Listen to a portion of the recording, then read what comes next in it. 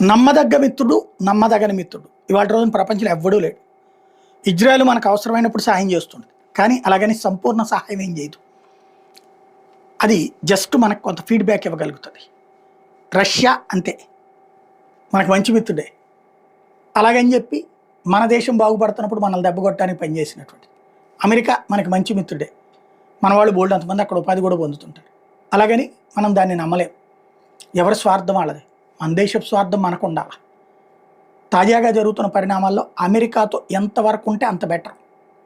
ఎందుకంటే ఇప్పుడు పాకిస్తాన్తో అది స్నేహం పెంచుతుంది. అది పెరిగే కొద్దీ మనకు సమస్యే. మన దేశంలో తీవ్రవాదాన్ని రేపు పొద్దున అది కాశ్మీర్ ఏర్పాటువాదం అని మళ్ళీ వీళ్ళు బిగించేస్తారు. అట్లా పాకిస్తాన్ కోసం ఎంతకైనా తెగిస్తుంది అమెరికా. ఎందుకంటే 8-9 దేశాల పక్కన ఉంది, మధ్యలో ఉంది పాకిస్తాన్. 8-9 దేశాలకి అది జంక్షన్ పాయింట్. కాబట్టి అది ఎప్పటికీ పాకిస్తాన్ అమెరికాకు కావాలి. ఇంకోటి అక్కడ